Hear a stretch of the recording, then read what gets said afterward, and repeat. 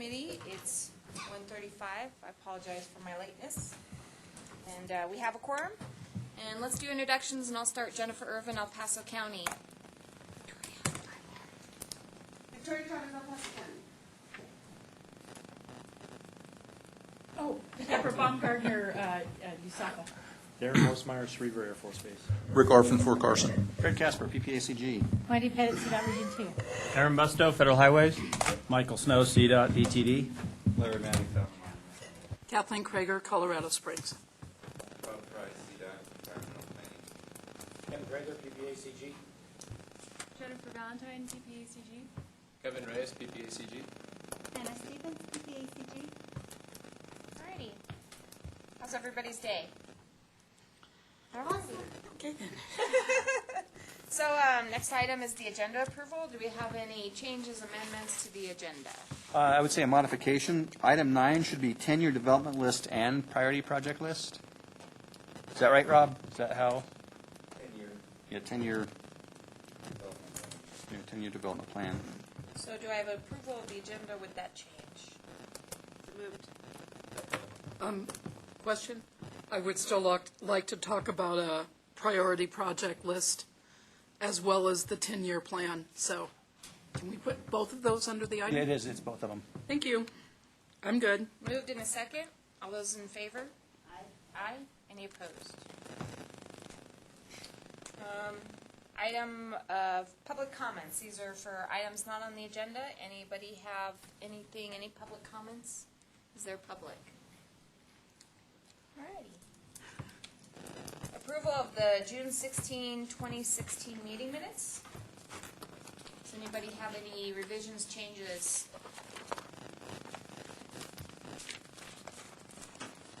I have a motion for approval of the June 16 meeting minutes. So moved. I have a second. I don't think Kathleen was at the meeting, so I'm not sure she can second. I can't second. Up to someone else. Last month, were you there? Were you at this meeting last month? No. I'll second it. Thank Thank you, Wendy. A move in a second. Any further discussion? All those in favor? Aye. Aye. Any opposed? Alrighty. Board of Directors report. There was no July meeting, and I think everybody was kind of very happy that that occurred, so we'll be back in August. Item number 6, 2017 to 2022 TIP Amendment number 1, revision and amendment number 2. This is a review and recommend item. Kevin Reyes.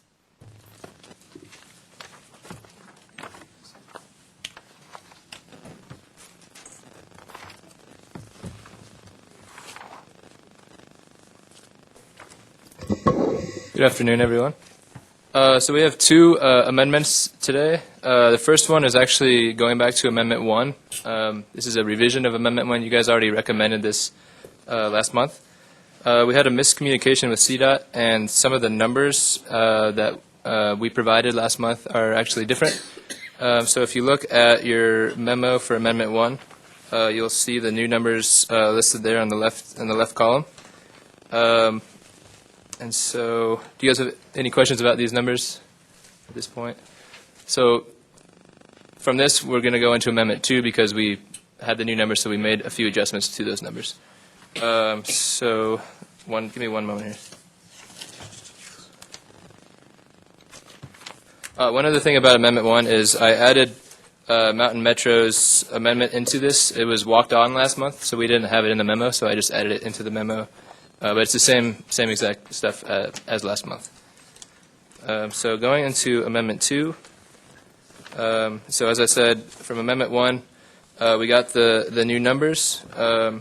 So Amendment 2, we had to kind of play around and change those numbers in different funding categories. And so in Amendment 2, Attachment 2, you have your full TIP document. This TIP document has the new numbers from Amendment 1 in the pools for the funding categories. If that makes sense. They're highlighted in yellow. It's a little confusing, so if you have any questions, let me know about that. But so, based off of those new numbers, looking at point number 1, the one second. So Route 8 and 9, in the TAP category, they had a shortfall. So we had to move those into the CMAC category. So if you look at Amendment to Attachment 3, it has the routes 8 and 9. It shows the differences between the two different numbers. So we added a CMAC for Route 9 and a CMAC for Route 8, and we put the numbers in there. So for Route 9, Phase 4 for CMAC, it has 53,745. And then for Route 8 for CMAC, it now has 22,304. Kevin, just to add to what he is reiterating here is, this is a conversation that we had at the workshop about the shortfall, and Brian and I had this conversation about making that shortfall work by moving money from TAP to CMAC. So this is where tip amendment number 2 is coming out of our discussion from the workshop and some other issues that Kevin and I found outside of the workshop. Thank you, Wendy. Yeah, I should have specified. We did a lot of these changes during the workshop, and then I've been working with Wendy over the past week on some of these other changes. So that really are the big changes from routes 8 and 9. We moved basically money out of TAP into CMAC, and then reduced the money in TAP to make it fiscally constrained. Going on to the next part of Amendment 2 is the Fontaine Sidewalks project. This is actually something that we wanted to discuss at this meeting with you guys. We weren't sure exactly. We had a couple questions. The first was, we see that you have $27,624 for your local, and we were wondering if you guys still need that. Okay, this is the actual question, because he's confused, and Okay. he's, poor Kevin, he has tried his level best to try to keep up with all of these pieces. Aren't and we all parts. confused, though? So, what the deal is with the Fontaine Sidewalk project is that there's still $27,000 of federal money that needs to be budgeted if you still need it in the project.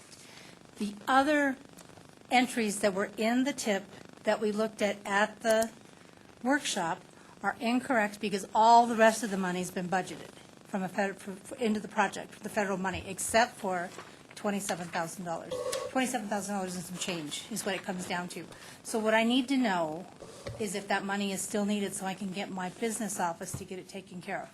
While we could have used it earlier on, we are at the point in the IGA process where we don't want to futz with the numbers, because Okay. it will delay things back a week. Okay, And we're planning to have this project done this year. okay, So we So- can't take the time to add the money to it. okay. although So we have could you gone used to add yet? it. No. Okay, so how about we let it sit until you go to add? Okay.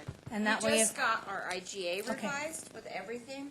Okay. So I think what we do is get the IGA signed, Okay. go to add, and then if we have to Amend it.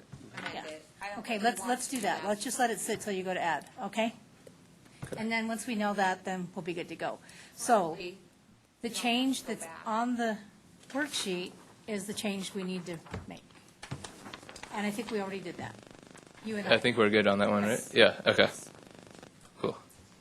Okay. So going on to number 3, we had CMAC had a surplus of $1,943,161 after MMT was made whole.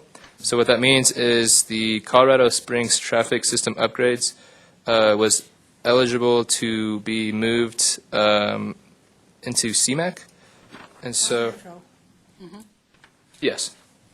And so if you, so the sheet that you guys have is, it's attachment, one second. Attachment number 4. So it looks like, one second. It looks like this. It says traffic system upgrades at the top. So I was, 67, I think. okay, in our I don't have the full packet with me. Yeah. Okay. But, so I was working with CDOT on this, and we were pretty rushed. So the one that you guys have is actually incorrect, but I reprinted it off for everybody here, so I can just pass it out real fast. But this one has the new numbers. And basically, the reason that we put it there was to keep STP Metro fiscally constrained. Is that right, Brittany? Okay. So that's basically all we did. If you guys want to see the new version? Okay.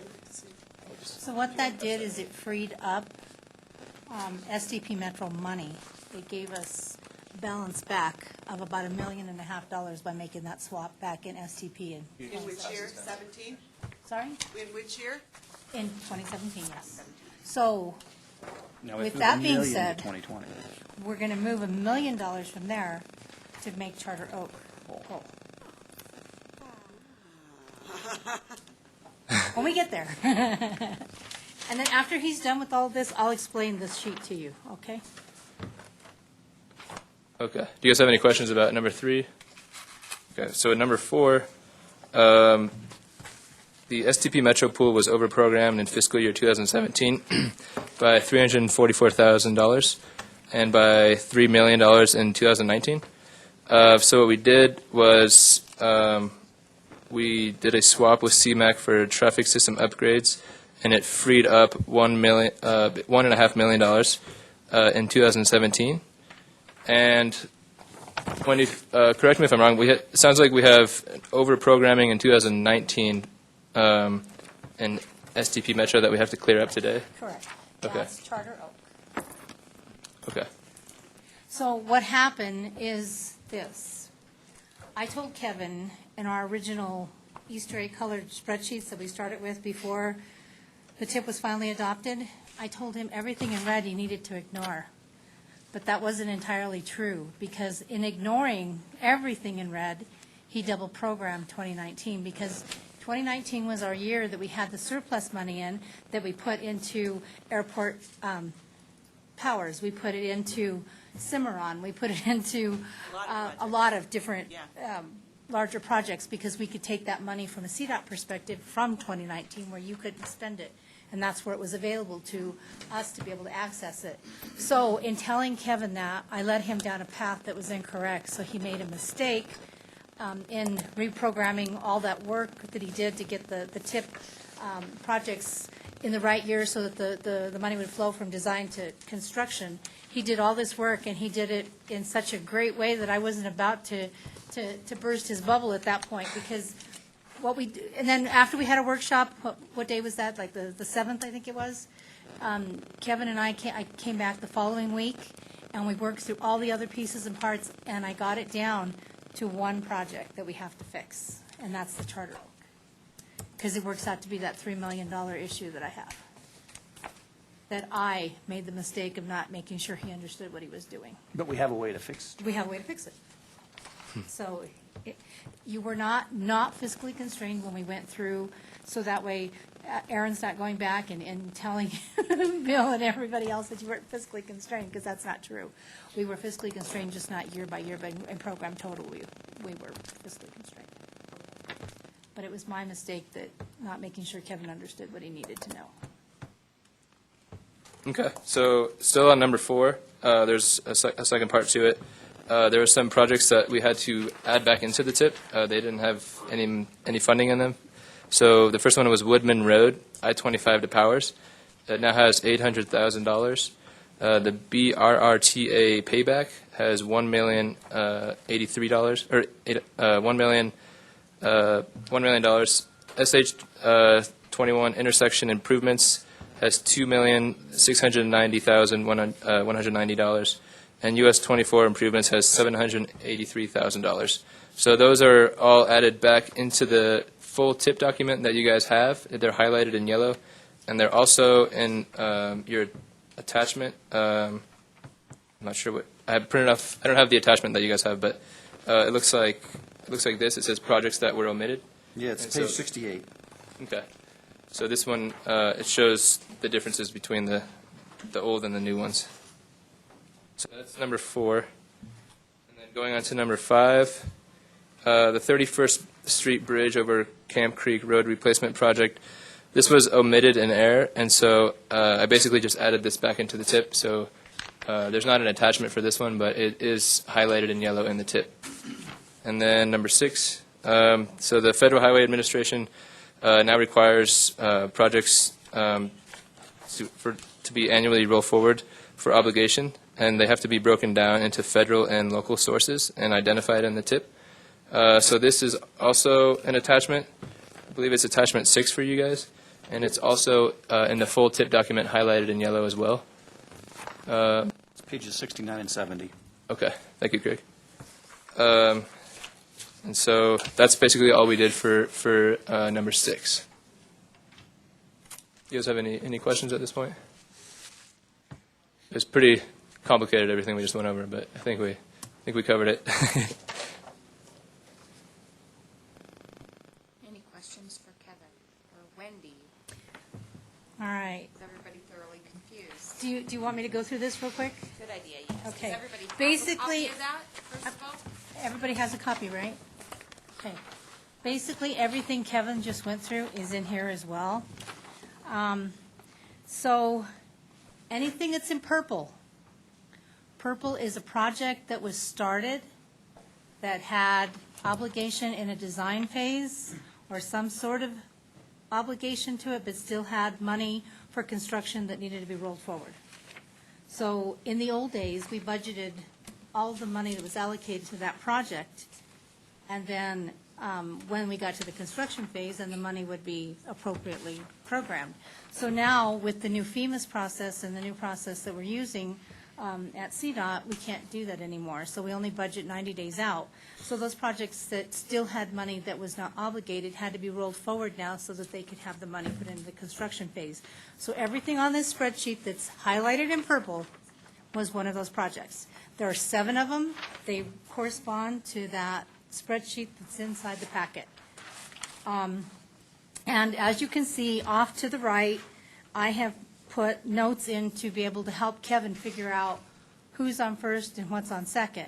Because in his tip now, he has to keep track of what's a roll forward.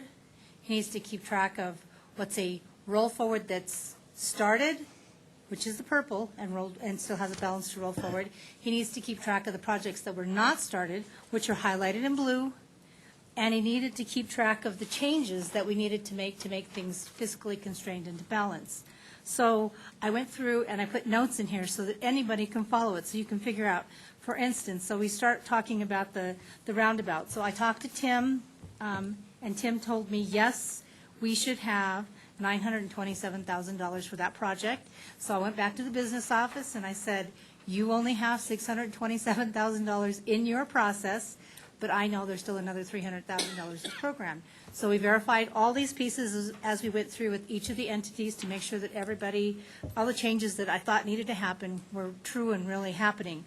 So what I need for each one of you to do with this spreadsheet now is I need you to take this back, and I'll give you a copy, Kathleen, for Tim. And I need you to make sure that everything you expect to see, you see, and every dime that you expected to see there is accounted for. And there, I'm pretty sure, I'm like 99.9% sure at this point that we're good.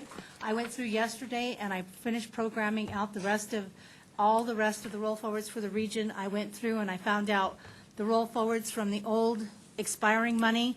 CDOT made that money whole.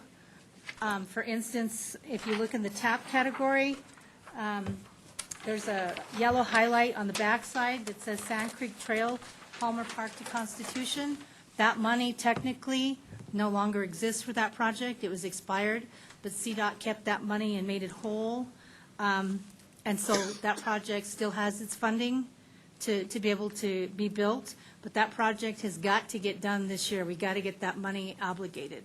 We can't just keep rolling it forward, because next time they may not be as gracious and allow us to keep it. So with that being said, there's a lot of nuances here, and I would like for each one of you to look at the notes that I have and the money that you expect, and if you have questions or there's things that you don't understand, please contact me to make sure that we're all on the same page. I have a couple of items I'd like to talk about today. The Albert Road Bridge, where we have Black Squirrel at Latigo. Yeah. Why do we have $100,000 in 3 years? I don't know, because because we had said that we could move that project completely back to 2019 to move Okay. some other projects in fund, as far as funding, because there Okay. was some other projects that were needing to go sooner, so Okay, I think all the money probably should be in 2019. okay. I don't know, Unless we're ever programmed in 19 and then put it in a different year. yeah. So if you want me to move it to 19, all of it, I can move it all to 19, because we can do that. I just need to know what it is you want me to do with it. As because long as that- we don't futz with Charter Oak. No, it won't make a difference with Charter Oak. Yeah, I mean, that is just a bridge deck thing, Okay. and so it won't take long to do as far Okay. as, so if you want to put it all in one Okay. year, All right. probably be easier on So everybody. what year would you like it in? 2019 is fine. Okay, 2019 it is. All right, so what I'm going to do then is I'm going to move Albert Road to 2019, all 300,000 plus of it. And I'm going to take $1 million out of the 2017 Mountain Metro, not Mountain Metro, SDP Metro, and I'm going to move it to, yeah, I'm going to take it from Scared you. me for a moment. Wookie up. Ryan, be a team player. I'm going to do the SDP Metro, and I'm going to move it to 2020, because 2020 is where I have another $2 million, and I'm going to move Charter Oak to 2020, because you can actually have that money in July of 2019. We wanted it in 18, actually, 17 and 18. So you have, what you have is you have money in, see, you have Charter Oak in 18, which you have $1.3 million in 18. And I can't move money back. I can move it forward, but I can't move it back. So in order to keep Charter Oak whole, I have to move it to 2020 to make it work with the way that the projects are laid out. We're ready to buy right-of-way and to build this puppy. So you have 18, in 2018, you have $1.3 million to be able to start your right-of-way, and We need it in 17. so you need that in 17? Yes. What about the $1 million of Metro that we freed up with CMAC for signals? Well, that I have to make Charter Oak whole with that. So- We've been talking offline with the city, hoping they can find something to swap with us. Okay. So that We don't can necessarily start that have to do a swap. How about you and I have a conversation, Okay. and I'll see what kind of solution we can come up with, and then if we don't have to, we can't find something amongst ourselves to figure out how to make this work, then we can look at a swap, but I think we can make it work. Okay. Okay? Okay. Can I just ask that Kevin be involved in that conversation? Yes, too? absolutely, yeah, yeah. Yeah, I mean, we anticipate being through design, and to meet the Tiger grant, we have to buy right away, Yeah. because we have to meet the NEPA clearance. Yeah. Be careful what you ask for. I was just talking to the business office about the money that they had to return back and so forth, so, Yeah. and so I was going to ask that question today too, just making sure that the way that this was working out, it was really going to be beneficial. So let's have this conversation offline with that and see what we need to do to fix it. Got money for me? Got our money? Yeah, in 18? We'll talk. Yeah. Because we're ready to go with this, and we can't build it all unless we have some DARA funding in there. No pressure. Yeah, no pressure. So when everything is said and done at our workshop as well, we also had a conversation about some expiring money. I don't think that the traffic system upgrades project and the, where's the other one? The other one is another biggie that we moved.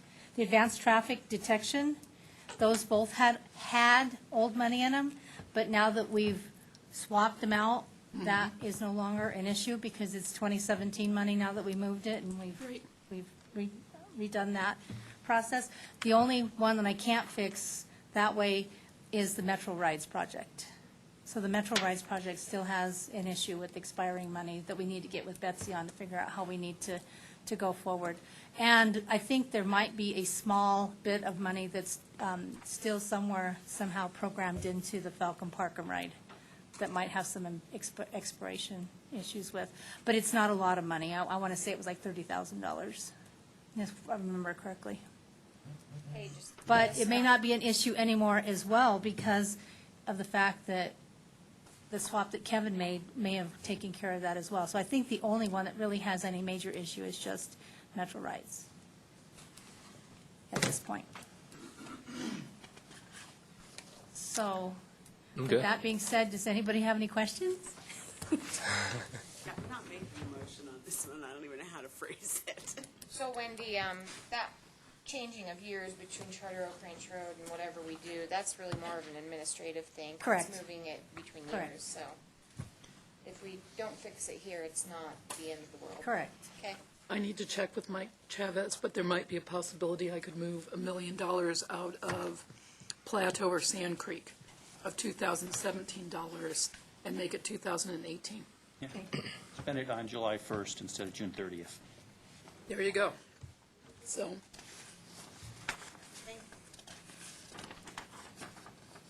So I think Charter Oak Ranch was the only one that is our last piece that we need to finish working out. And Kevin and I knew that was the last piece when we went through all of our work on it last Wednesday. I'm sorry for throwing you the new curveball. No, it's okay. I don't have any problem with that. It's just a matter of figuring out where we need to put it, and that way we don't have to make initiate a move like that, then we don't have to. And that's better for all concerned. we'd be disappointed if you didn't enjoy it. Okay, I'm going to take a shot and say I move to, Good start. approve all this stuff. Yeah, thanks. I want to see it in the minutes that way, too. With hand wave.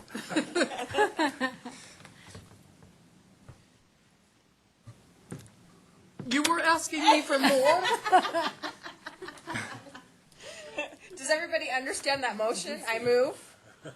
Okay. So we're I- moving- I move approval of amendment number 1, revision, and amendment number 2.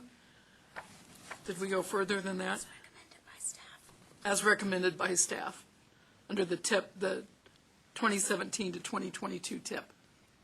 Second. So I have a motion and a second. Any further discussion? All those in favor? Aye. Aye. Any opposed? All right. Motion passes unanimously. Thank you guys for your patience. Thank you.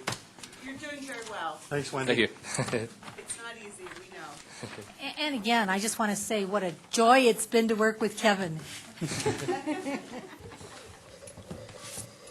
All righty, moving right ahead.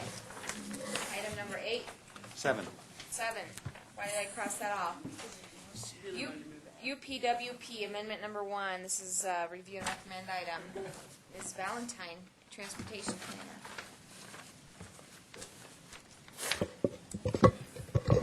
Good afternoon, Jennifer Valentine, PPACG, Transportation Planner. This is the fiscal year 2016 and 2017 UPWP Amendment Number 1. Very quick bit of background, since I did present this last month as an information item. So the board approved our 2016-2017 UPWP last year in August. We do typically do sort of a mid-cycle update after a year. So that is what we're doing now. We'd just like to update our UPWP with the most current information that we have. So as I mentioned, last month I presented this to the TAC as an information item and also asked several of you for some information. We did receive some information and updated the UPWP document with what we received. The document that's in your packet is in track changes format, so it should be obvious where the changes have been made. I did want to note that there were 2 things from Mountain Metro that did not make it into the packet because of timing. I can briefly describe them. I don't think they'll be controversial. So the first thing is that their comprehensive operations analysis at a cost of $160,000 was moved from 2016 to 2017. No changes in scope or funding.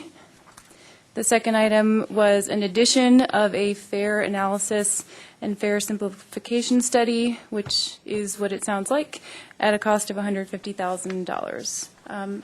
Brian, do you want to add anything about those items, or? No, so that project will be added into 2017. And that's something we plan to start within the next couple months. We have on-call consultants for that, and as Jennifer said, we're just looking to do a fare analysis, which we do occasionally, but we need to make some adjustments, and we need to do a study first. So it should be completed well before the 2017 federal fiscal year ends. Okay, thanks. So this month, this is on the agenda as a review and recommend item, so unless there are questions or comments, that's what we're asking for. I had a question. We talked at some point about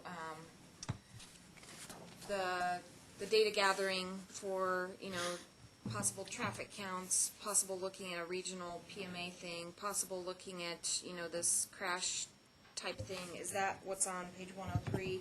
Is that your intent, Craig, is it talks, begin process for Metropolitan System Performance Report? This Yep. will include data gathering? Exactly. It's not really specific, so I just wanted to And- make sure that that was your intent. Yep, and the letter, actually, Rob sent the approval of the letter we're sending out to everybody to invite him to the first of that meeting.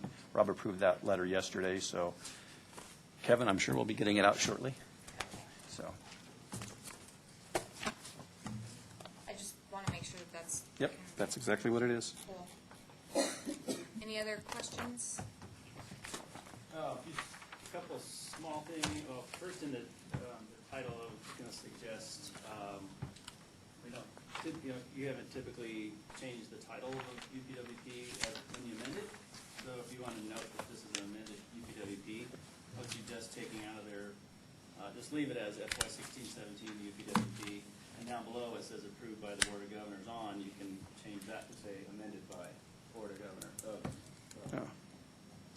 Board of Directors. The second, Craig, you and I talked about this, and it keeps jumping up, doesn't get out of there, is on page 76 of the plan. You have a footnote all about urbanized area, and correct definition. Last time you and I talked, you said that's sort of unneeded, so you might want to get that out of there. It's a very long footnote on page 76. And then the last bit is, since Craig, you and I are still corresponding on your In-kind. plan, your UPWP must reflect the in-kind plan. It very specifically, yes. It does, doesn't it? Yeah. Okay. So you have budget tables and so forth. I was guessing it would go into the 602 element with data collection. I wasn't sure, but I mean, right now your in-kind columns just say included, which is sort of a Yeah, because I didn't know. over from the previous UPWP. Yeah, because we didn't know exactly where. Yeah, we didn't know where to, put it because we don't want to put it in a category and then not use it because we didn't, do something. So. Well, now you know pretty specifically what in-kind products you'll be Right. Benefiting, right? So Yes. you should be able to identify. Yeah, those 602. as well. Yep. So make sure that's there, and then on that note, obviously. That's on page we had some 20 email page 22? exchanges, and I wasn't sure if the dollar amount was specific, so you need to get the in-kind plan amount and those dollar amounts really nailed down to identify just the 2017 year products that you expect. Right, and so we don't know Fiscal year, that is. what the products are going to be, so that's why the in-kind number is a big number, even though we know it's going to be half or less than what we're showing. We just don't know exactly what category it's going to fall into. What category or what year? What category? Is it, is it traffic counts? Is it, I don't know, pavement condition data? I mean, I don't know what, what kind of data we'll be getting. Okay, that doesn't seem to. I haven't looked at it in a couple of weeks, So so. we talked about the fact, Yeah. you can have an in-kind plan that's much inflated from what you're likely to. Yes, really and get, we did. Right, so long as whatever entity is going to contribute those products or what have you, agree to that. Right. You need to do so in writing.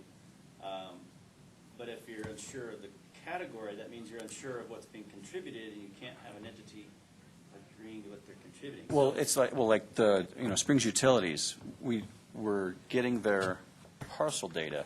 What we don't know there is what is the exact cost of that right now. Okay. Because they sell, they have different pricing structures, and we assume we come in under the cheapest one, although it would benefit us if we came in the most expensive one. But, so, I mean, we haven't figured, and it's just a back and forth email trying to figure out where we fit in. So can you do your best guess estimate And and make an we- amendment? And we did our, That you know, sounds to me like negotiating the amount, right. actually, as in the value of Well- those products versus what the products are. Well, in that case, yeah. The other is like traffic counts versus pavement condition versus speed studies.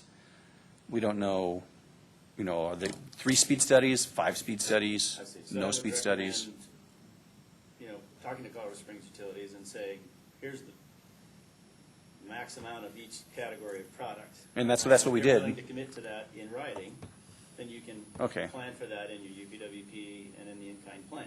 Okay. It can be documented here. And then if only 50% of Or- categories, no big thing, you make up. But see that, cash. but that's what we're wondering is, you know, if we don't get it, you know, if we put it all in, say 602, and then we don't get all that, or we get more than that, I mean, how? Oh, because the numbers with. Yeah, they fluctuate. Well, I mean, I don't know how specific your board is on whether or not the individual work products budget, you stay within that. But as far as CDOT goes, we don't typically find an issue if the dollars are real different between work products. Sweet. We usually say it has to actually impact the entire Program. WP by about Okay. 10%, the total. Oh, By yeah, we'll 10, never, 15%, we'll never where get we say there. you have to get this amended. So long So that'd be as- like $100,000, and that's Yeah. not gonna happen. So, Okay. we don't have issue with if you place it in data collection and it ends up being a little bit different. So long as Okay. the products are there. Yeah, that's what it'd be, is data we'll collection. give you up to this and many software and- packages of traffic data and this many of Okay. whatever. So long and short is we need to change the word included to actually a number. Yes. Okay. We can do that. Yeah, and I would assume you just turn all the rest to zeros, actually. Yep. Included was kind of how you documented it, your in-kind plan 2 years ago, so that column's a little, included doesn't fit Right. the way you're documenting it now, so. I think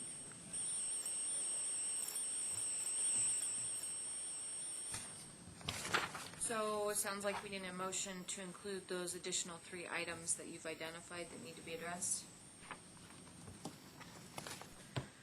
Okay, then. I have a minor tweak. Uh-huh. And I'm sorry, I was one of those that didn't get back to you. On page 111, so is this addition of products for 2017?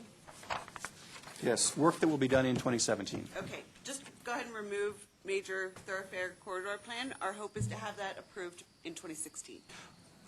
Well, except that it's federal fiscal year 2017, so it starts October Oh, so 1st. December? Okay, well then October leave 1st. it in and change thoroughfare to transportation then. Okay. Thank you. So that's a Major transportation corridor? Or just major Transportation corridor plan, yes. Okay. I don't know where that's sitting. You're saying it's, right now it's noted in 16 and 17. No, it's just under El Paso County. So, doesn't really have any impact, but I figured we might as well get the right name in there, and I didn't correct it previously, so my apologies for that. Okay. Any other items that anybody see? Move approval with the 4 revisions earlier noted. Oh, I want you to say them. Come on now, we didn't make you say them. How about as recommended by pretty sure CDOT she did. and El Paso County? I think I have a motion. Do I have a second? Yes. Any further discussion? All those in favor? Aye. Any opposed? Motion passes unanimously. Thank you. Thank you. Now we're at item number 8, and this is a discussion item, designation of priority freight corridors. Ken Fleeter, transportation planner. Thank you for the introduction, and yes, don't have to worry about a motion on this one. MAP 21 did away with the old national freight system and introduced a new national freight system and introduced some additional funding for it. New freight system is called the National Highway Freight Network, and it includes it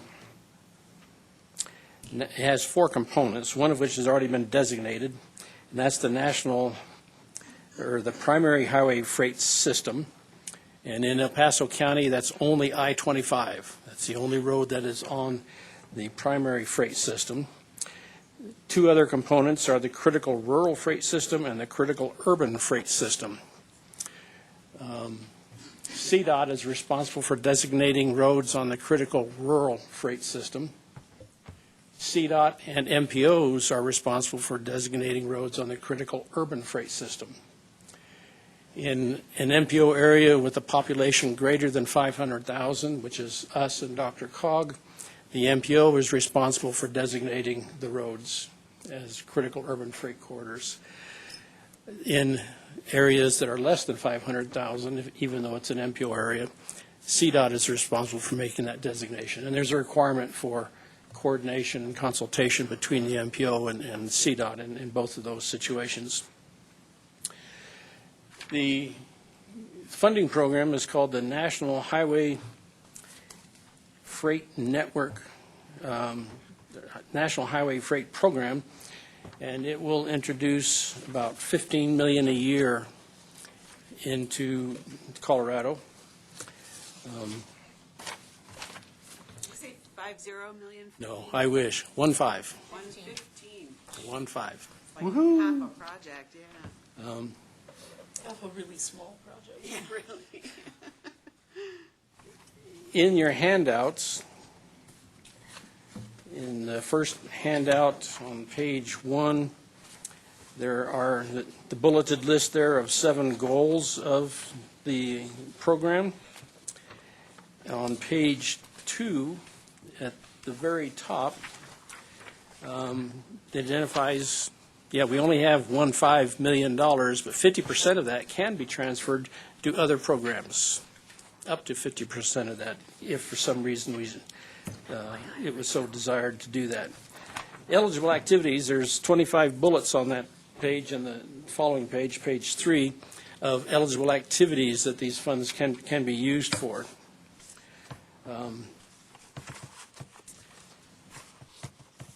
There is a situation, I'll just say that in our area, we can use these National Highway Freight funds on the 4 categories of the freight system, and that's the primary, critical urban, critical rural, and the other interstate system. So we can use the funds on any of the 4 categories of the National Highway system.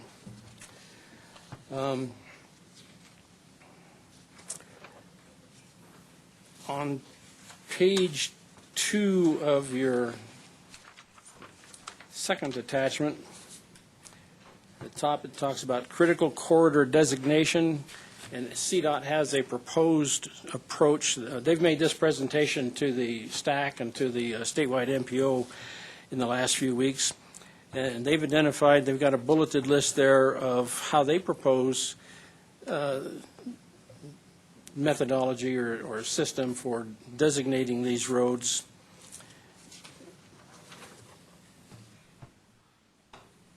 And here's where the rub comes in.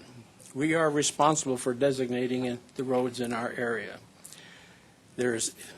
Colorado is authorized 80.35 centerline miles of roads that can be designated as critical urban. For the people interested in the rural, it's 160. So between CDOT, PPACG, and DRCOG, all of who have authority to designate roads in certain areas of the state, we have to come out some kind of an agreement to the process and methodology that whatever we designate does not exceed 80.35 center lane miles. So we haven't had that discussion yet at CDOT. What you see on page 2 there, as far as their proposed approach, that's primarily they're looking at it within the rural areas, but I think it's some good points to consider in starting how we're going to do it amongst the 3 entities. some of the questions that CDOT has already identified for the critical urban miles is, what's the best approach to distribute the 80.35 between the 5 MPOs? Should we allocate miles in advance or perform a statewide analysis negotiated and negotiate based on the results, or a hybrid, or is there some other ideas? Haven't had any discussion yet with DRCOG or with CDOT. We've got a couple months before we have to make a decision.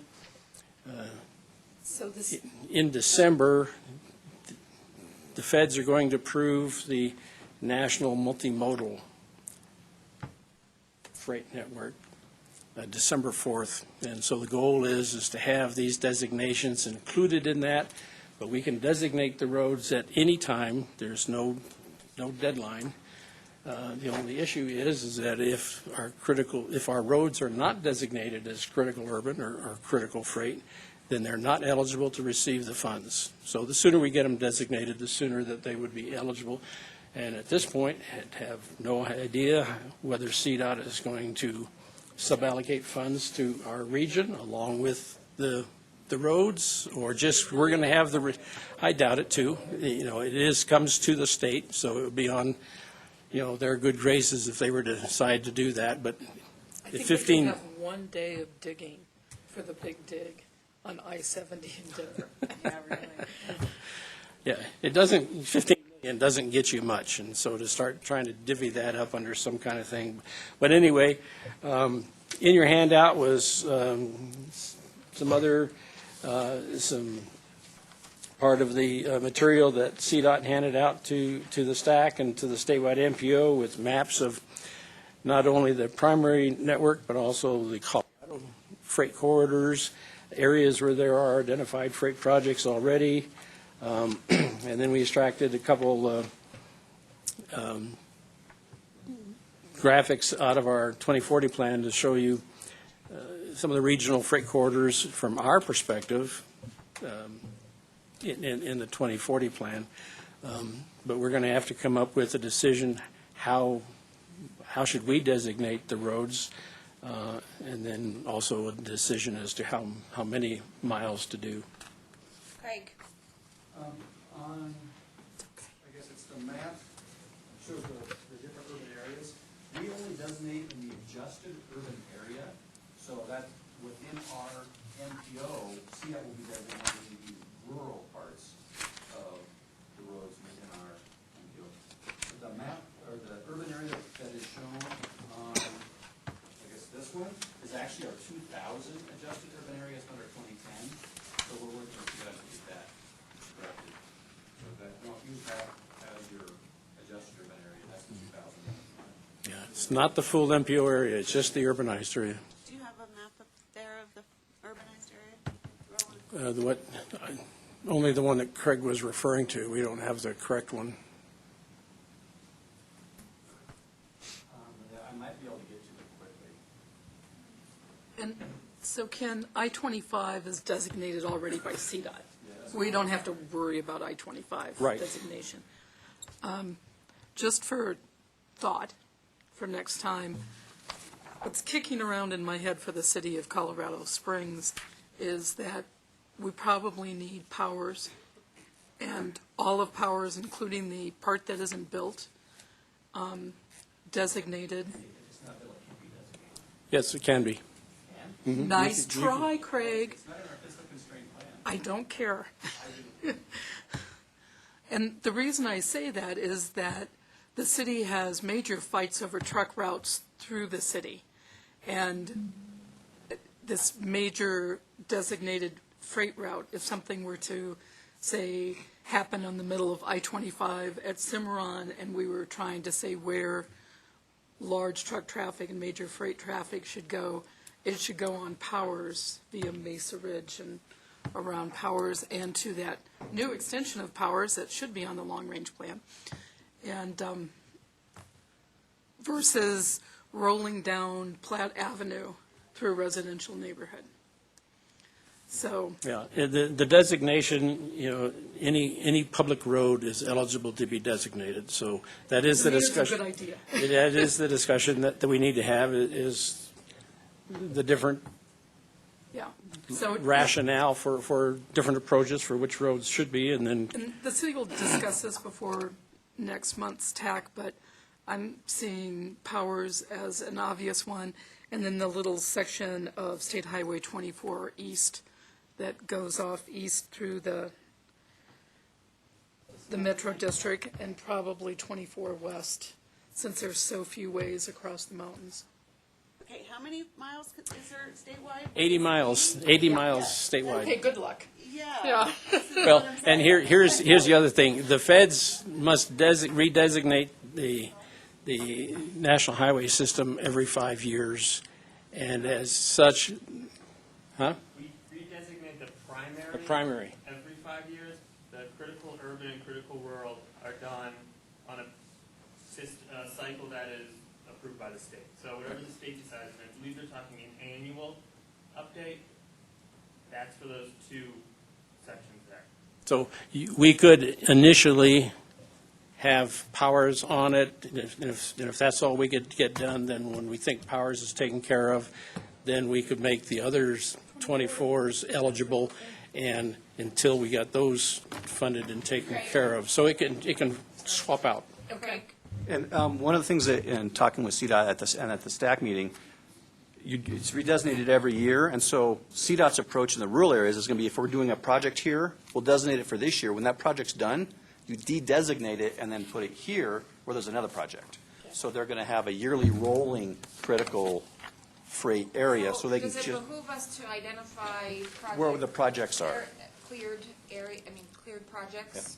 And I would, like Kathleen says, Powers has, there's some projects into the central part especially, 24 East, where the PEL, well, actually, if you look at what it is, we'll do a piece here and a piece here and hope that CDOT does the piece in between for the US 24 East. 24 West, like from 8th Street to 21st or 31st, makes a lot of sense. And you can, Pikes Peak, you could recommend And a section of roadway that actually is partly urban and partly rural. It's free to sort of make that designation if that's a project that's identified. Because a lot of this will be, CDOT is determining the rural, but we can still look And we at could its do relation to portions other of- urban segments. So. We can do portions of the road. It doesn't have to be an entire road, to eat up the miles, because we will be competing with Dr. Cog and the other MPO areas for that 80 miles. Yeah, 80 miles statewide is not a lot of miles. and 160 rural miles is not a lot either. Yes, and we can't even be guaranteed we're going to get I-25, so I'd maybe suggest we do the Well, north. that's 80. This is 80, this is 80 critical, on top of what Right, I-25 already is exists. Top of the I-25. interstate corridor already. Right. Yeah. Okay, thank you. So here's our current adjusted urban. So the Air Force Academy is not in our adjusted urban. So you see it's the shaded area here. I colored it in here to show it better, but then we have this piece out here that it does include 24. So we'll, like from Powers, this piece is in, and then this piece is in our area. So this shows where the adjusted urban. CDOT is planning on spending RPP money to start some conceptual design work at Research and Powers. Yep. Which So is a that- real That, congestion that would be a point. good one to have. So A little, that would be a good little segment. And the area between Constitution and North Carefree, they want to put a little bit of RPP money to start some conceptual design. But if we're looking at concentrating it so that we can try to help with one project, they don't have any construction money available at Research and Powers. just right now. And that's certainly a clogging point and an unsafe point for freight. It's the only signalized intersection in a string of now completed freeway that's rather dangerous for trucks and high-speed signal and all those things. Okay. And there is no minimum length, although realistically, I don't think we'd want to go less than a quarter of a mile. So we could do maybe a half mile, or, just to cover the boundaries of those projects. So, And Kathleen, I assume those ones you mentioned were all ones that still need some funding, correct? Yes, Yes. we only have some RPP funding for a do little some bit of design, and design, that's yeah. it. Okay, I didn't know. if But that we was- do have, And it's a- basic environmental clearance done on it, that type And it's a of listed thing. priority project, both of them, so. CDOT's also looking at putting a little bit of money into West 24 That's what I was gonna bring up. at 21st Street and at 31st Street, to do some intersection improvements. They've got faster money for 31st and a little for 21st, but especially at 21st where you're trying to do some bridge work, that might be another area. Although I think your delay and your safety potential might look better at Powers and Research than it does at 24 West, but. And there's really, it's hard to tell how the final breakdown between urban areas is going to happen. But I think if we have solid and shorter segments instead of whole corridors, our argument will be a lot stronger. Since I'm assuming that Dr. Cog will put every truck route arterial in the Denver area in its entirety on the list to try to get it through, I don't mind using small segments, but I would suggest then that we put in 2 or 3 or 4 just to compete with our gracious neighbors to the north. And we don't have to compete with North Front Range on this. Right, they're part of, well, they're part of the 80, but they don't get to lead the process. CDOT leads the process for them. And Dr. Cog, I know they're focusing on roads they have projects on, but they have projects on a lot of roads. Yeah, one of the bullets under CDOT's proposed process, they've got it kind of just as an option for consideration, is should they keep some miles in reserve so that they've got flexibility, I guess, at the last minute something pops up and, hey, we've got a few more miles. And now, I don't know if they're thinking primarily in rural or urban or both. Both, I believe. Both, okay. I mean, granted, this is going to be kind of, the discussion statewide will all be about projects, and those will have set lengths on them. So, we're not going to, expand the length of one of them just so that we use 80.3 whatever. Right. You'll save some, so you have flexibility around, even scope changes on an existing project that's been identified or something like that. And I have seen nothing and heard nothing about how CDOT will select projects for the 15 million. I'd like to suggest that between now and next month that some of us get together with CDOT to look at funding potential and cost estimates for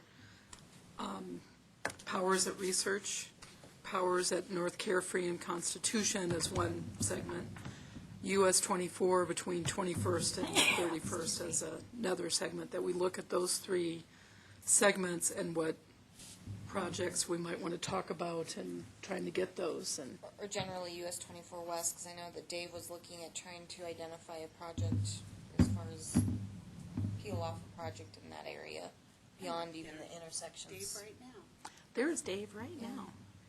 So maybe, can we just say 24 West and Yeah, leave that? and talk about it. Yeah. No. But thanks. It's outside, we're talking at the moment about the metropolitan area, No, the urban area. or the urban area, but that could certainly be in the rural area. Woodland Park is an Woodland- urban area, but they Woodland are Park. less than 500,000. So they actually have their own little Ute-Pass urban area right there that the census designated.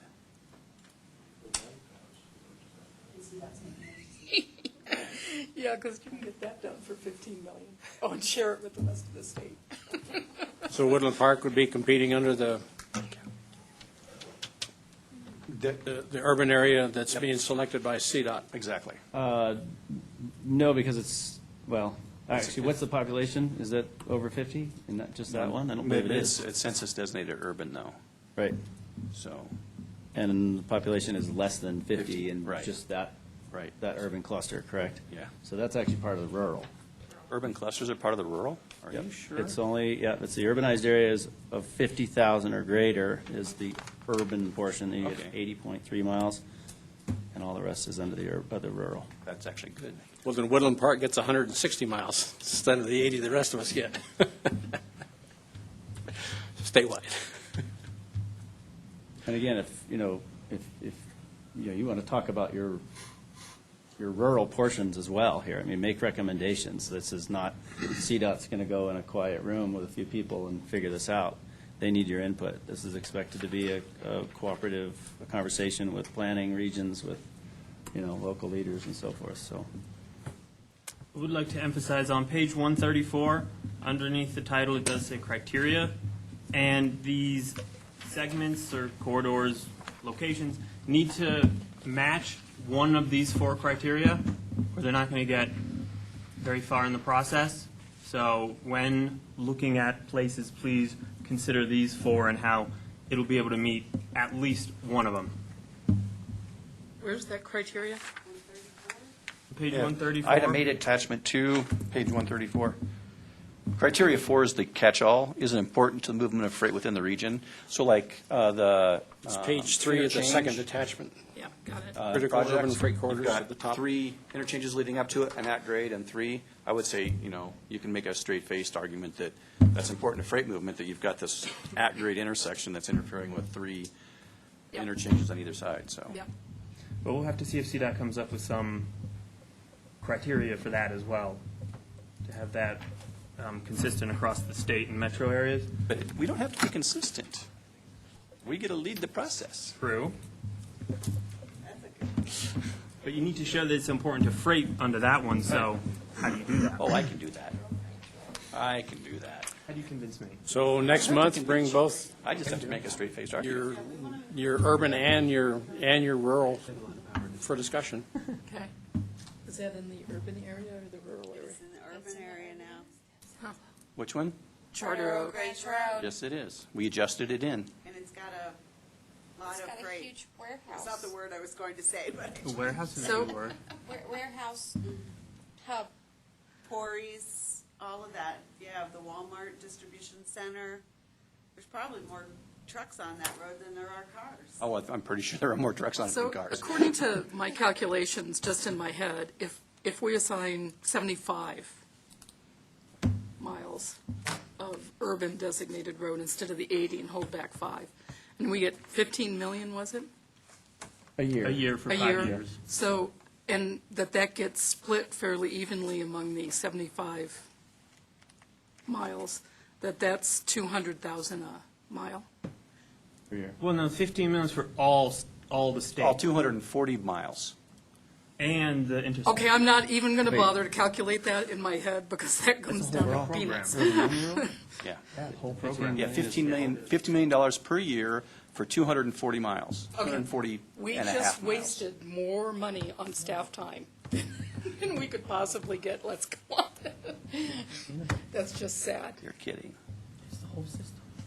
It's even worse. Oh, Yes. It's 240 And miles. it also did you includes say? the primary network that's the interstate. So the Right. $15 million is the entire interstate system plus the 240 miles. Okay, so, it's a spit of money. so we can identify, some miles here in the area, but I think as a region. We'll we spend might more wanna money in consider- doing it than we will get back. Yeah, but as a region, I think we might want to consider asking them to spend a portion of that 15 million on the widening of I-25 between Castle Rock and Monument as something that's crucial for freight movement in southern Colorado. And the governor promised it would get widened in his inauguration speech, so Yeah, yeah, we're trying to help him out. that's right. First things first, we do have to designate these critical miles, so make sure you do that too. I know that you now realize how small of a piece that is. I was And we- expecting Hillary to call me any night of this week to ask my opinion on the hit. So, Okay. I don't want to have to tell her that he, hasn't come through with what he promised. Does anybody have any further discussion about this item?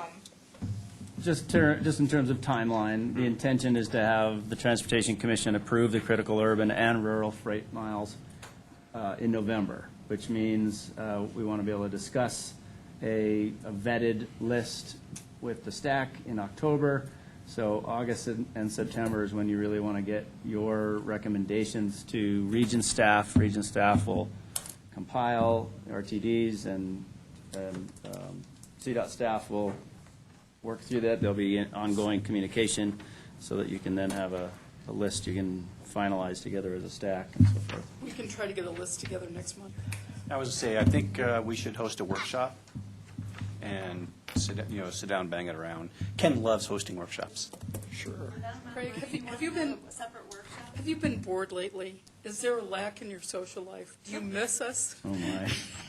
Well, we can come up, PPACG staff can come up with a list of projects. That's not a problem. I think we came up with Yeah, 4 I think- projects. Yeah. So I think All right, can we go ahead and make a motion on that and then just pass it so we can go to the board in you can September? recommend to us. August? It's not an action item, but you can recommend to us that staff Okay. create a map or a list. Is this yours or mine? You go and I'll just Well, add to it. The board is gonna have this as a discussion item this next month, right? Yep. So maybe we put together, we already kind of discussed a bunch of roads here. Yep. Can we just have staff put together kind of the list of what we discussed, so that you have that kind of as their discussion point? Yeah. Is my To suggestion. clarify, I'd like Let's to, list those out again. yeah, to clarify, I'd like to move so that staff can review these and be prepared to discuss them with the board. The following locations for the urban, what's it called? again? Critical urban Critical freight network. urban freight corridor that we list. Powers at research, at least a quarter mile either direction. Powers between North Carefree and Constitution, again, a quarter mile either direction of those final interchanges.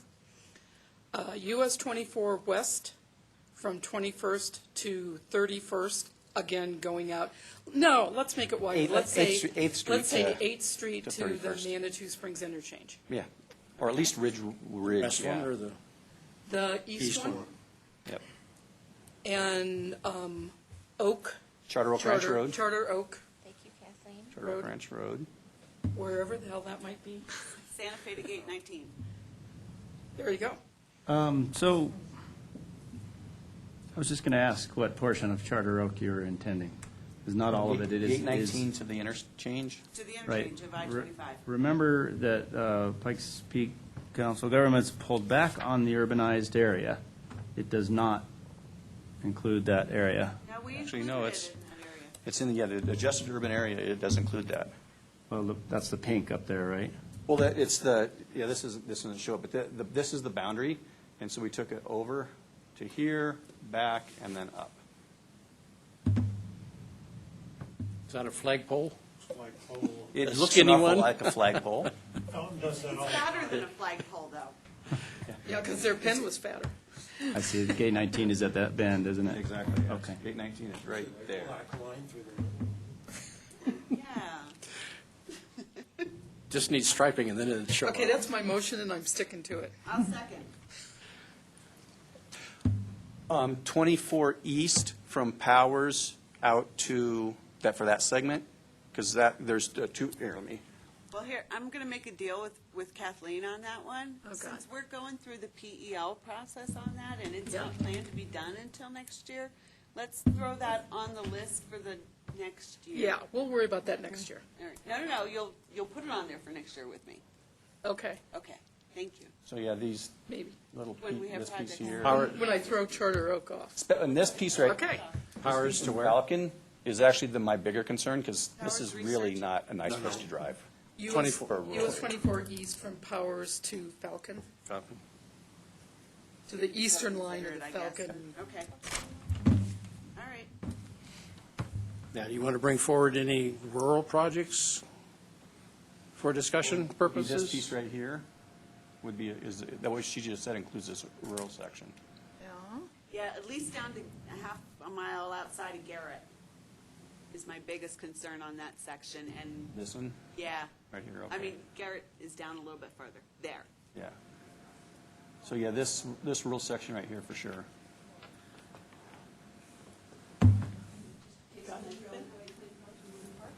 It's outside our area. I mean, we can recommend it to the CDOT, yes, we can totally do that. I think that's a good thing to do. Remember, you need to identify projects too, right? Yes. So just saying this So would you corridor is like me- important. So I can, We can agree to that, I but can- Rock it's only relevant to Creek projects Bridge. that would be needed in the next 5 years. Bridge If 115. that makes sense. Where's that? I'm, yes. Is it in our urban area, or is it a recommended I CDOT? think it is in the urban area. It is, ooh, it's close, I don't know. I think it's in CFR. Which one are we talking about? Which Rock Creek. Rock Creek Bridge. Rock Creek is in CFR. I believe that is It's still outside of rural, it, isn't though. it? It's CFR. It is, yeah, it is. Yeah, Yeah. yeah, it is, definitely. It's somewhere down there somewhere, isn't it? Like Trust me, I'm. one of those long Just ones. past It the, is. it's just past gate 6. Oh, okay, yeah, that's. It's just on the other So- side of the boundary. Yeah, So it would is you like literally me just- to, Just on the other side of Or the is boundary. it the boundary? It might actually be the projects to boundary. be The boundary's on the other considered side of the bridge. with our urban area as well? I'm sorry? Would you like me to move to instruct the staff to look at projects that fit those urban freight corridors that we've just identified? I'd like to move that the staff look at the following projects as part of the urban freight corridor. The upgrade from a signalized intersection to an interchange at Research and Powers. An upgrade from a signalized intersection to CFI intersections at North Carefree and Constitution and Powers. Safety and capacity improvements on US 24, including improved left turn lanes and possible widenings. First, 21st and 31st. just a guess. 21st and 31st, there you go. And potential capacity and safety improvements on US 24 East per the PEL recommendations. From Powers, in the urban areas from Powers to Falcon, or Falcon. whatever this road Yeah. is right there. And on Charter Oak, whatever Victoria wants. Which is identified in the study as adopted through. Worded just that way. Yeah. As identified in the study that was adopted by PPACG, Before, yep. is what I would say. You know, I'm remembering why I stopped coming here. I know. I have a motion, do I have a second? Second. Any further discussion? All those in favor? Aye. Aye. Any opposed? Do we need to do projects in the rural ones? We can, you just give, if you have a list of projects, we'll forward those on to as part of CDOT, as part of ours to CDOT's process, because I assume we'll be meeting as part of the bigger process, so. On US 24 East, that portion between 94 and Garrett Road, I think, and Dave, correct me if I'm wrong, and I'm highlighting your name, so you, you guys are going to do either adding a lane or you're doing a pavement overlay along that section? 24 east or west? East. 94 to Garrett. There's Doing an intersection improvement at Garrett. an intersection What is- improvement, but then The blank look. there's another project in there. I will find out where it is. I can believe the intersection project, I don't think we're looking at adding lane PEL. Okay. And then there's a bridge project at Rock Bridge on 115. Those are the two I have for the rural areas. Okay, thank you. Is that a motion? And the two project, well, I'm not going to move it yet because I want to figure out exactly what that project is. There's a segment, a project somewhere between Judge Orr and 94, and I need to verify it, so I'll send you an email. Yes, and Ken. Yeah, I think, if you think of anything else before next Thursday, please let us know, because we'll just say, here's the things that have been identified so far that PPACG and you will be looking at as far as identifying the board. I have to have the board memo written by close of business next Thursday. 1:30. No, 3. So anything you can get to me, appreciated. So close business next Thursday to Ken. All righty. Thank you. Thank you, Ken. Thanks, Ken. So item number 9 is the priority project list and 10-year development list. This is a discussion item. Craig Casper, Transportation Director. I'm going to be turning this over to Rob for the 10-year part of it. Okay. To lead that, but I'll do one correction. On the bottom of page of the memo, it says previous board action, the board approved priority project lists in March of 2012 and May 2013. It also approved a priority project list November 2015, and that's the list you see in the very last 2 pages of the packet. So I don't know what pages they are, but it's the last 2, 165 and 166, I think. And so that's the November 2015 current board priority project list. Other than that, CDOT has been developing a 10-year list of projects that are sort of fit in between the plan. You mean this whole thing is Yes. what we're calling the priority list? Yes, that is what the board adopted. Good. And everybody got something on the list, so everybody. Isn't that nice? was And happy. none of us will get anything. Okay. Yep, those 2 pages, yep. So, Rob, if you want to. So the 10-year list fits in between the STIP and the long-range plan. And then Rob knows way more about it than I do. So a little bit of background on this. CDOT has a development program which has over 100 projects on it, large major investment projects totaling $8.5 billion. We don't have $8.5 billion. It's unfunded. So what we're trying to do is pare down that to $2.5 billion worth of projects. $2.5 billion? We do not have $2.5 billion, which we did. But we're trying to pare it down and figure out what the priority projects are for each planning area. So we took a stab at this. We're working with our other MPO and TPR partners within the region. So Region 2's allocation of this, lack of a better word, monopoly money that doesn't exist yet, but if it does come available, that's what we're working with, is $477 million. How was that allocation determined and when? I believe it's the same as our RPP funding allocation. So it's 19.1, 19.6%. So it's based on the state highway lane miles and not anything about revenue or usage of roads? Michael, is that correct? It's very close to RPP. It was actually an averaging of RPP, faster safety, HSIP, I believe, and what's the other one? TAP. So it's 19.1, 19.6%. I think RPP was 19.9, or faster safety was 19.9. This one was 19.1. And again, it's sort of, this is all very nebulous, because we could just say, well, let's prioritize more. But it was just decided to say, let's prioritize about $2.5 billion worth, because it seemed sensible with any likely new revenue that might come about in the next few years. So CDOT has a bunch of lists out there, several lists, not maybe a bunch is too much, but we have several lists out there. So what we're trying to do is consolidate those lists. So if and when funding does become available, we have a list to go to where we've already gone through the process and we identified the priorities for each of the planning areas.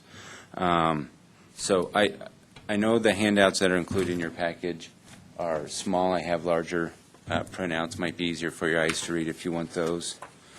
I'll hand those out here. So we had a joint TPR meeting, I think early June, late June? Late June. About a month ago. And got some input from the various planning partners there. Craig and Rob were there. They gave us some input on some of the projects, so we incorporated their changes, and those changes are what's presented in front of you there right now.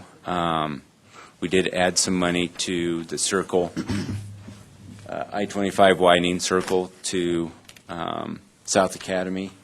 We kept some money in there for I-25 widening, just to show that Region 2 is serious about that I-25 corridor. We made some other minor adjustments in the funding. So it totals, I think Craig has there $165 million for the Tier 1 projects. Tier 2, there's $153 million identified. I did commit to Craig that we will add everything that's been cleared environmentally through the NEPA process for the Powers Corridor, I-25, all those outstanding. So that'll be included in the list of Tier 2 projects.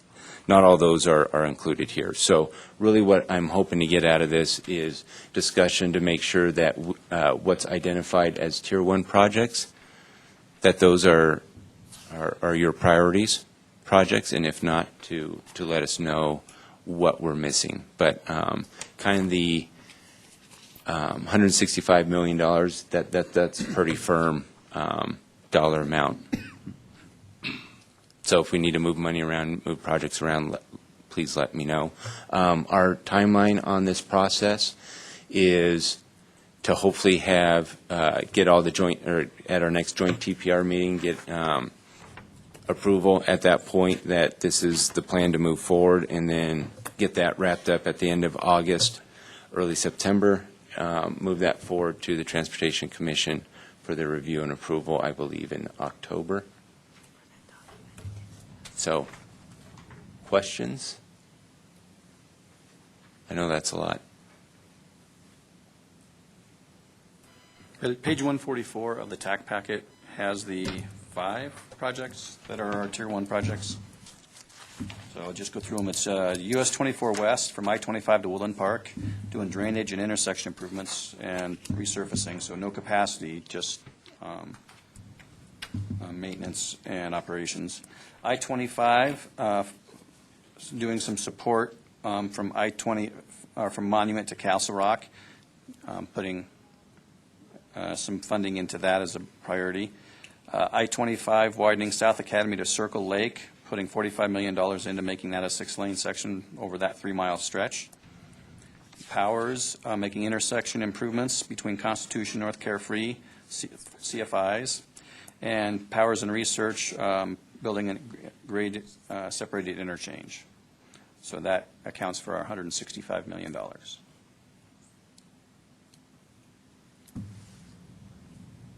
Kathleen? Thank you.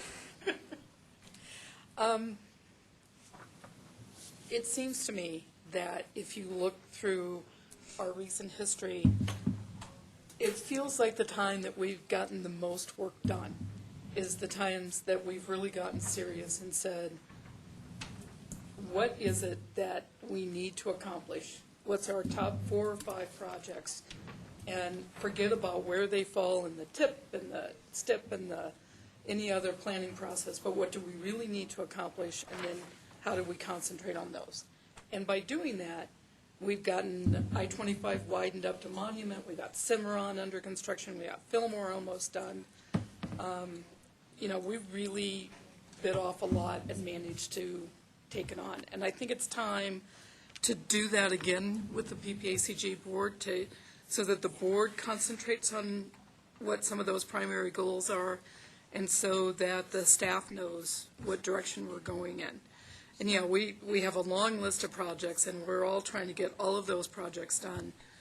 But we need to we do our best work when we stand back and think about what's the regional big things that we really need to consider. Because the potential for money on those regional big things is so much less than when we have a pothole and a bridge deck. I'd really like to recommend that at least the local jurisdictions recommend to the PPACG board that the time has come to replace that old list that we've pretty much gone through and completed everything for. And that these projects, what was that? We did replace it. In November, they adopted the new list. Yeah, but I'm not talking about a this makes everyone really happy list. That's what TAC and CAC and staff all unanimously recommended. Okay. And board adopted. And Peg, I think this list is good because it has a bunch of things in case there are different funding sources that come Right. along. Yeah. But I think what Kathleen's saying, and I'm going to paraphrase, is that when we've been successful getting money, we've said this is our number 1 project, and we're not doing that. And I'm going to step further out onto the old limb, because I never walk on that limb ever, and say that probably, in my mind, our number 1 project at the moment, the number 1 thing that is holding the Pikes Peak region back as far as transportation goes, isn't even in our region, but if we don't consider how we're going to push that project, including funding, it's not going to get done. And that's the widening of I-25 from Castle Rock to Monument. Monument to Castle Rock. Yeah, whichever. But, you know, if you wanted to stop each person on that highway, which is fairly easy to do at any given time during the week, and knock on their window and ask them where they live, where they work, that type of thing, you would find that this project is a much bigger deal to Colorado Springs and our surrounding area than it is to Metro Denver. That, for the most part, I'm pretty sure that Metro Denver could go south of Castle Rock. What is south of Castle Rock? Well, we are, and we need to get up and get our goods up and get people working and that type of thing up to Denver. And so I'd like to recommend that we start discussing how we would put together a list that could go to CAC with a good explanation and then go to the board that really doesn't have to do with Tier 1 funding or that type of thing, but is a list of our priorities as a community that we're going to work on one way or the other. And I think that if you want my off the top of my head, but I have been thinking about this for several months, concept of what I would see on that list, it would be the widening of I-25, Monument to Castle Rock. But I think we might widen it coming back as well. And the Research and Powers Interchange, the CFIs at North Carefree and Constitution on Powers, and the widening of I-25 south of Lake Circle. That I think those are the things that are currently causing us the biggest congestion problems and thus the biggest concern on how we grow as a community and support ourselves and that type of thing.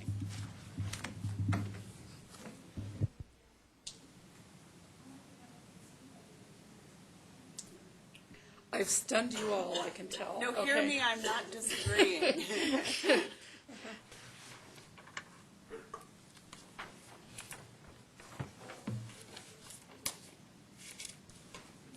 So is there any additional questions? I think fortunately I marked them all off. All four of them are on this priority Maybe then Tier we 1 could list. Go ahead and move that 30 million from Tier 1 maybe into the I-25 widening and push that project, down to Tier 2. The Drainage intersection. drainage and intersection, move that. Okay. They're going to have to figure out how to do that anyway. And it's primarily Nolan's project, and he's not our commissioner anymore, so. Oh boy, how fast we forget. Maybe we move 20 and leave part of it in Tier 1. Maybe we move the most money out of that. So Dave, does that sound like a winner to you, taking that project out? Drainage work? Yep.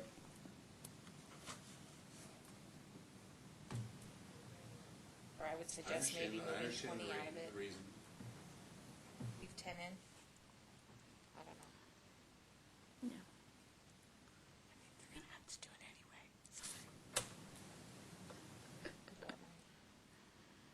Yeah, but this is after STIP. This is 6 years out already. I think they're going to have to do those drainage improvements in the next 6 years anyway. And so having it on here is just hogging up $30 million that could go to I-25.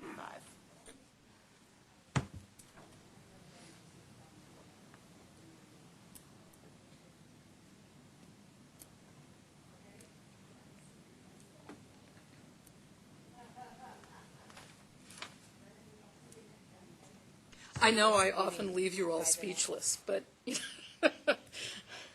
right, I think we have consensus. We'll leave 5 in it and move the other 25 Okay. to I-25 North.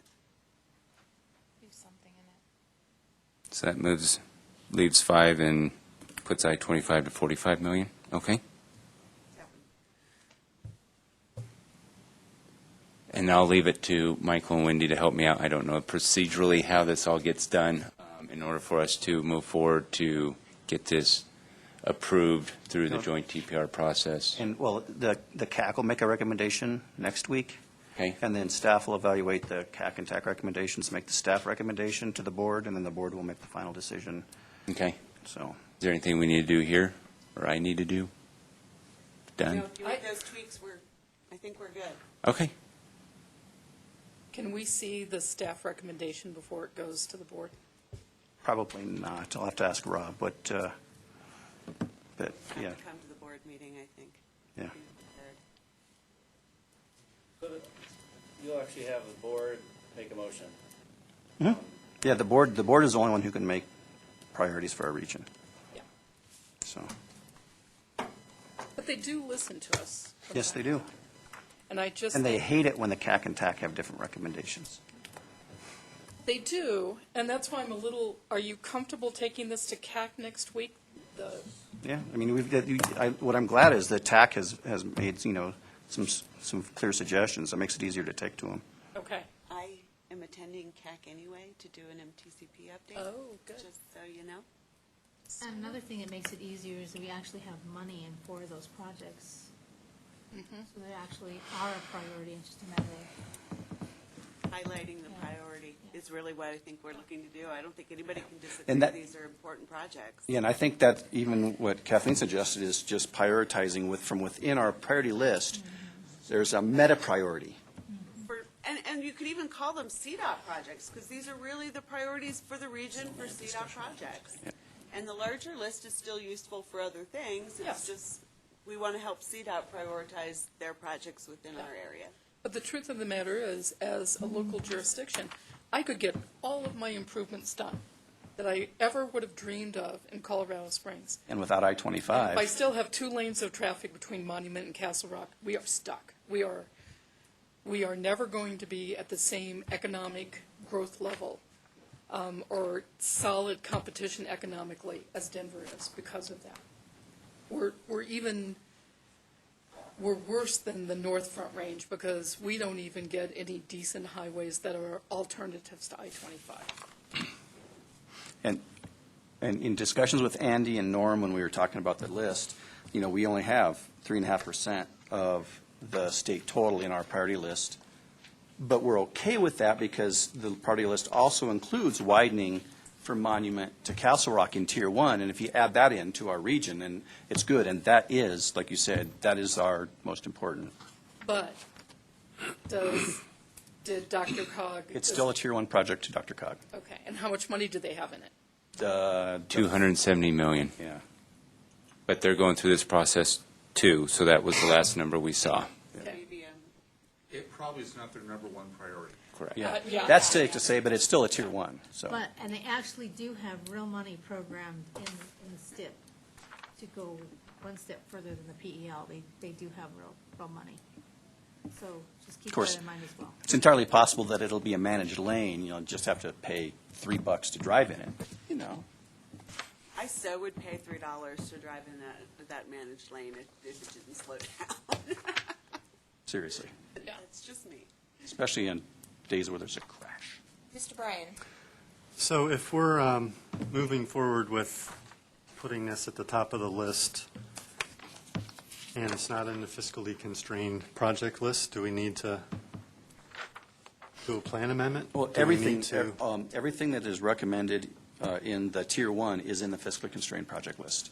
The Tier 2 is not, but Tier 2 is even more monopoly than Tier 1. Tier 1 is even monopoly money. Well, Until there's real money in the project, it doesn't have to be in the Right. plan, right? Right. We wouldn't have to make a plan amendment until we Deal get with there. it later. yeah, because my theory is, okay, we all know that I have a big project that's outside of the plan at the moment. That would be the extension of North Powers. But until I-25 is widened all the way up to Denver, there's almost like there's no point doing North Powers because all it's connecting to is a parking lot. Correct. Once I-25 gets done, you better believe I'm going to be bugging you about North Powers. So if I you look don't want to forward hear to it. that, don't do I-25, Well, it could be connection to the largest park and ride lot in the CDOT system. Well, that's true, yeah. Thanks, Rob. Thank you. Thank you. Aren't you glad you came today, Rob? Absolutely.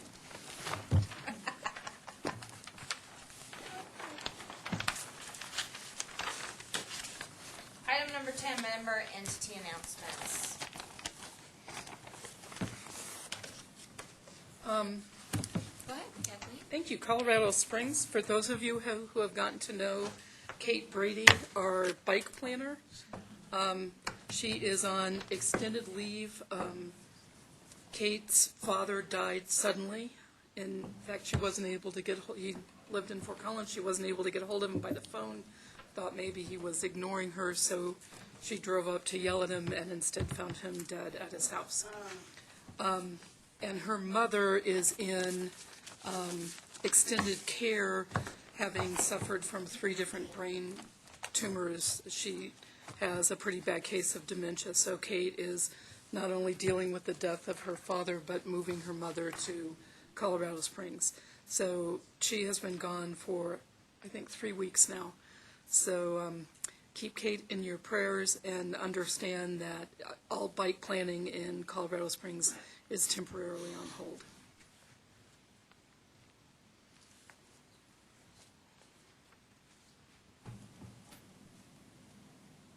Boy, where is Bill from Woodland Park when you need him? I hope Bill is enjoying his retirement so far. Good. Anybody else? Ken. Ken. I'll just speak for El Paso County. Does everybody know that Jennifer has been appointed the El Paso County engineer? Thanks, Ken. No, I'm not going to do that. But And I get dirty looks now. I've noticed every time I do it. I forgot about it today, but I've gotten dirty looks more than once for doing it. Awesome. Alrighty. Anybody else? Just one sort of related, PPACG has just cut the check for the safety data that we saw the presentation a couple of months ago. So we have a license for that for a year. We haven't gotten the training or any of the other stuff yet, but we are moving forward with that safety analysis software, so, which also gets us all the crash data. Is that the same software that CDOT uses? It's the same same software that CDOT is looking at. I don't know if they're actually adopting it or not yet, but they are investigating it. But it does all of the analysis that CDOT has traditionally done, plus a little bit more, and that's what they're looking at it to see if they're going to expand their capabilities or not. So, Victoria? Quick question. Who's doing traffic counts right now? I was actually going to ask that. It's not us. Yeah, it's not us. Not us. Is it you guys? I think we're doing something. Because there's like one on Mesa that the roads leading up to it are closed, so the traffic count is kind of warped. Yeah. I ran over a couple of them, and I was just curious. All right. And the city will have a random one out here and Well, there. it was but- way out east, and so I knew it wasn't the city. So Yeah, no, somebody's counting on Centennial, Garden of the Gods, and Mesa right now. Yep. So one on Fountain this they're all week. the way out 94 to. It's got to be CDOT. So.